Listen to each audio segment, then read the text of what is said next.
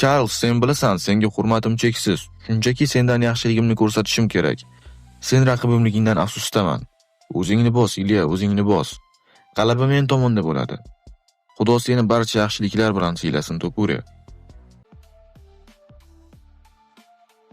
He holds the record for the most. Xonimlar va janoblar, sobiq yengil vazn chempioni va submissionlar rekordsmeni bo'g'ma Iron Charles Oliveira. Oliveira.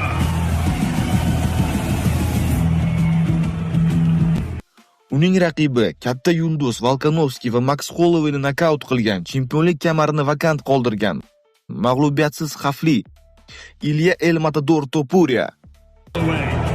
Representing the countries of Spain and Georgia, for Topuria.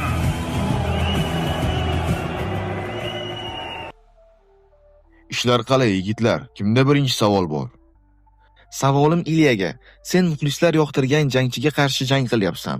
Ular sen chiqqaningda hushtak chalib norozilik bildirishdi. Seni fikring bunga qanday? To'g'risi men bunga o'rganib qolganman. Men xohlagan yagona narsa yakshanba kuni jangda lazzat olish. Charles, sen UFC'da ko'plab g'alabaga erishgansan. Sen uni birinchi raundda yutsang, keyingisi kim bo'ladi? Men To'puriyani birinchi raundda tugatishga diqqatimni qaratmaganman. Muhimi g'alaba qozonishim. Menga shu kerak. Xuddi shu savol senga, Ilya, senchi? U meni ustimdan g'alaba qozonishi? Bu fantastika, do'stlar. Vamos, galera, arriba, vámonos.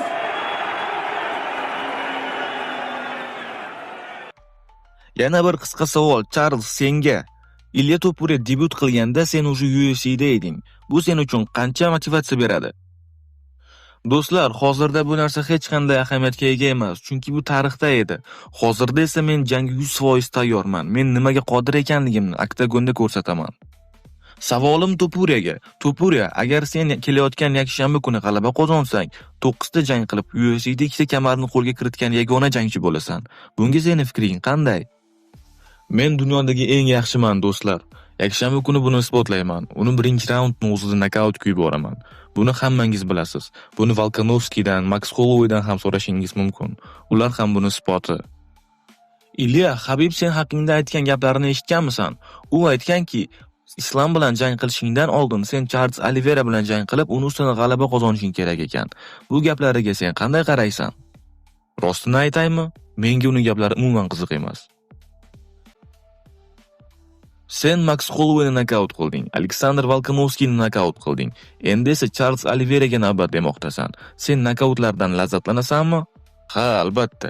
Legendalarning ustidan qilingan g'alaba seni legenda qiladi. Xuddi Dana White aytganday.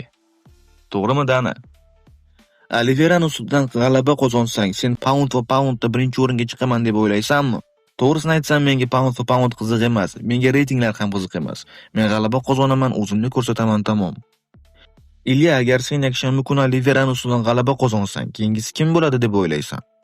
Keyingisi kim bo'lishini men bilmayman. Keyingisi kim bo'ladi, Dana?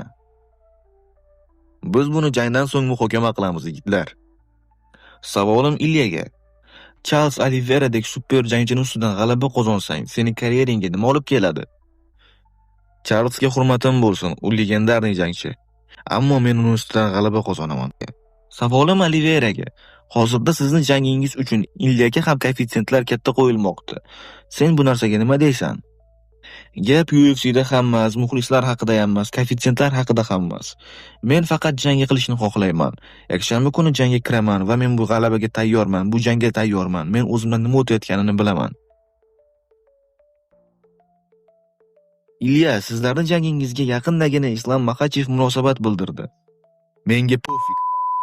Bu savolingni o'zing uchun olib qo'y. Menga u qiziq emas. Ilya, men bilamanki, sen Charles Oliveirani hurmat qilasan. U ham seni hurmat qiladi. Ammo u yaqindagina aytdiki, uni udarlari senikidan yaxshiroq ekan. Bu narsa qanchalik to'g'ri? Bu bo'lishi mumkin emas. Yakshanba kuni bunda unga imkoniyatlar bo'ladi. Ammo u polda uxlab yotgan bo'ladi. Dana, agar Ilya To'puri Charles Oliveirani ustidan g'alaba qozonsa, u UFC'ning yulduzi, ya'ni UFC yuzi bo'la oladimi?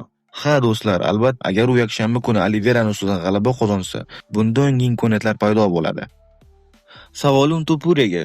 To'puriya, sen Volkanovski bilan jang qilding. Nima bo'ldi? Men g'alaba qozondim. Sen Max Holloway bilan jang qilding. Nima bo'ldi? G'alaba qozondim. Sen endi Olivera bilan jang qilmoqchisan. Nima bo'ladi? Albatta g'alaba qozonaman. Bu g'alabalarni qilayotganingdan Dana White'ni sendan jahli chiqishi mumkinmi? Sen bundan qo'rqasanmi? Yo'q, men hech narsadan qo'rqmayman. Men faqat Xudodan qo'rqaman.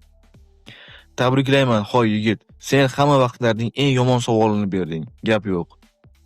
Savolim Oliveraga. Olivera, sen haqingda hujjatli film olinmoqda. Agar Ilya Topuria ustidan g'alaba qozonsang, bu filmning finali bo'ladimi? Yo'q do'stlar, chunki bu film olib bo'lindi, yaqinda premyerasi bo'ladi. Bu hali final emas, bu hali boshlanishi do'stlar. Savolim Charles Oliveraga. Sening gaping bor. Yaralangan sher qaytmoqda. Kuchliroq bo'lib degan. Hali ham shu fikrdanmisan? Albatta do'stlar, albatta. Yaralangan sher baribir sherligicha qoladi. Ammo men hozirda yaralangan emasman. Men kuchga to'lgan baquvvat sherman. Jangni tomosha qiling. Ajoyib jang bo'ladi do'stlar. Barchangizga rahmat do'stlar. Video MMA Aziya kanali uchun maxsus o'zbek tiliga o'girildi. Bizni podдержка qilishingiz mumkin. Albatta like bosing va kommentariyada o'z fikrlaringizni qoldiring. Bizga obuna bo'ling do'stlar. Описаниеda Telegram sulkani qoldiraman. Janglardan jonli efir biz bilan birga ko'rishingiz mumkin. Albatta bizga obuna bo'lib, qo'ng'iroqcha tugmasini bosib qo'ying. Videoni do'stlaringizga tarqating. Mehnatimiz uchun videoga like bosish eshingizdan chiqmasin do'stlar. Birinchi tezkor MMA yangiliklari bizning kanalda. Bizga obuna bo'ling.